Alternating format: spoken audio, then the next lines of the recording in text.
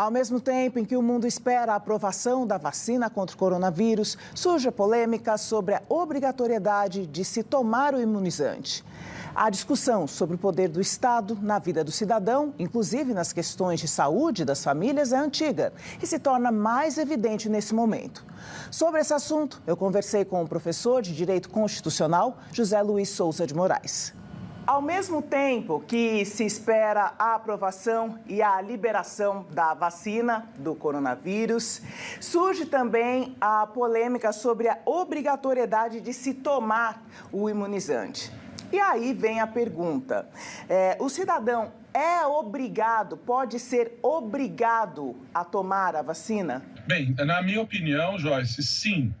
Nós estamos falando de algo que a gente chama de poder de polícia sanitária do Estado, né? Não é aquela polícia que a gente conhece, não é aquela polícia armada ou a polícia civil, judiciária, mas o Estado tem um poder de exigir dos seus cidadãos determinadas posturas por causa do interesse coletivo, né? Não se trata de algo que seja apenas do interesse individual, mas sim algo que envolve o interesse de todos. Porque se um não se imunizar, muitos outros podem adoecer.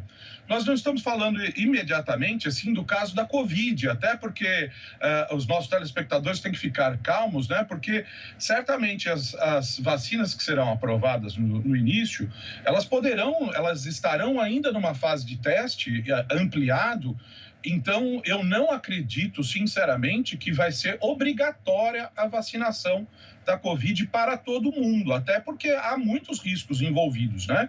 Nós diminuímos um pouco o prazo que é normalmente tomado para que uma vacina entre em operação, justamente porque não há cura e há um grande número de mortos. Então, o custo-benefício, né, entre aspas, de colocar essas vacinas da Covid para o público em geral, ele se deve à gravidade da doença, ao grande número de mortes e o não tratamento. Ainda não há cura para essa doença, então nós podemos flexibilizar, entre aspas, também um pouco esse tempo de colocar a vacina no mercado, mas envolve riscos. Mas outras vacinas não, Joyce. Outras vacinas têm a sua eficácia, sua segurança comprovadas e elas devem ser exigidas a vacinação pelo poder público. Eu gosto muito de lembrar da vacina da febre amarela.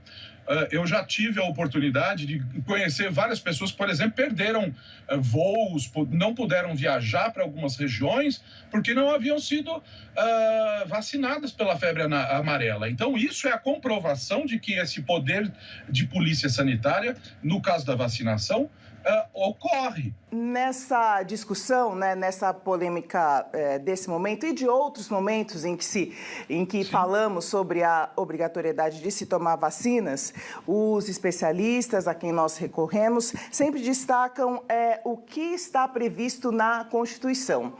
Né? E o que a nossa Constituição diz sobre essa pauta? De fato, no artigo 196, o nosso constituinte, ele exigiu, ele reconheceu a saúde como um dever do Estado e um direito do cidadão, certo? Isso dá é algo muito amplo, que dá uma interpretação, dá uma liberdade de interpretação àquele que aplica muito grande. No meu entendimento, esse dever do Estado, além de o dever de fornecer medicamentos, tratamentos, hospitais para todo mundo de uma forma universal e gratuita, como é prevista no SUS, né? Ele também, esse dever do Estado, também tem dentro dele essa força, esse poder de polícia para que ele possa exigir que a saúde seja prestada de uma forma eficaz. Certo? Então, nós temos de um lado os direitos individuais das pessoas e de outro lado um mandamento constitucional, certo? Que exige que o Estado cumpra esse dever.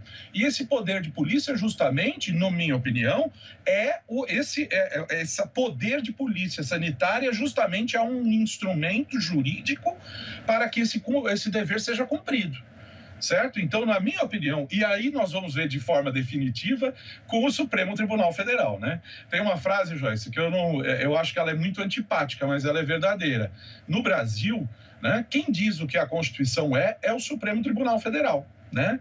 Então, nós temos uma repercussão geral, quer dizer, há um caso que vai ser um paradigma para os futuros julgamentos, né? Que envolve a obrigatoriedade da vacina para crianças, por exemplo, certo?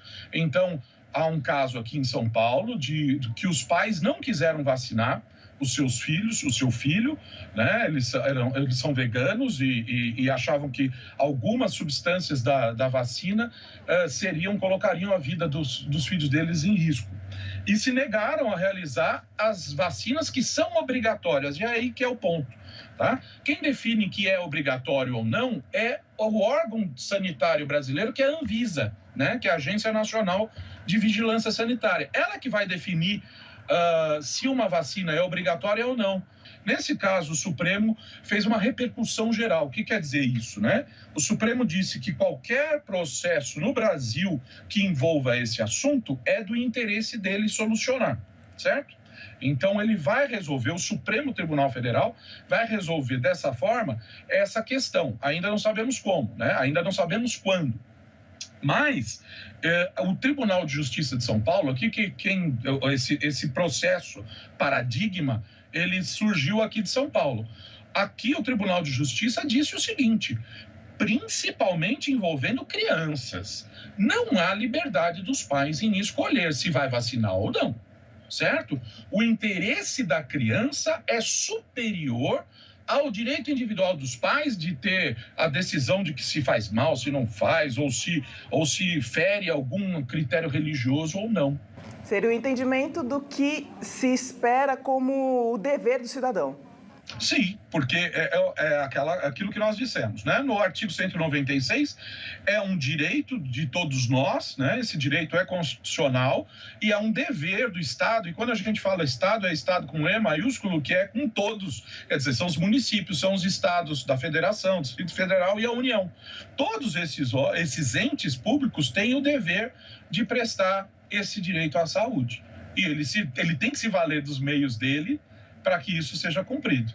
Eu entendo que o poder de polícia é esse. Doutor José Luiz, muito obrigada pelas suas explicações e até a próxima oportunidade aqui conosco no Jornal da Tarde. Joyce, foi um grande prazer. Boa tarde a todos.